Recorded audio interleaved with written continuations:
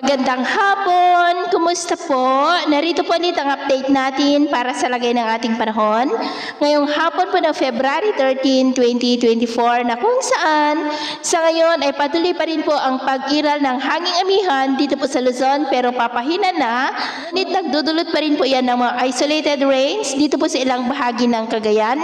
At posibleng sa susunod na mga araw ay unti-unti na po nahihina ang epekto nito at ngayong weekend ay posibleng mainit na po ang panahon hanggang next week sa mga lugar na apektado po ng malamig na hanging amihan. Samantala ang shear line naman sa ngayon ay patuloy pa rin po na nagdudulot ng maulap na kalangitan with isolated rains dyan po sa may Quezon, Bicol Region, ilang bahagi po ng Mimaropa, Samar Provinces, Leyte at Panay Island, habang ang easterlies naman ang dahilan pa rin ng mga isolated rains dyan po sa may Davao Region at Sorsogon.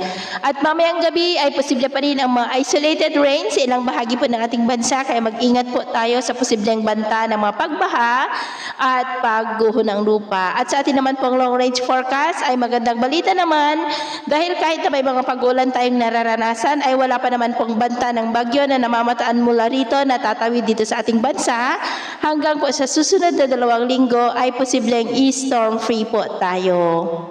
At sa atin naman pong mga baybayin dahil po sa amihan, shear line at easterlies ay matataas po ang mga alon sa silangang baybayin po ng ating bansa.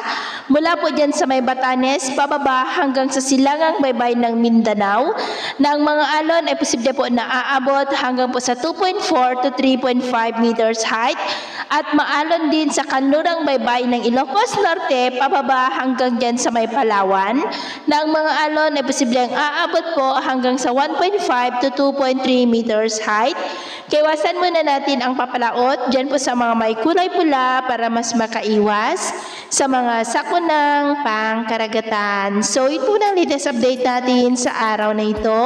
At ako po muli si James na nagsasabing sa kahit anong pagsubok po na darating sa ating buhay, wag na wag po tayong mawawalan ng pag-asa.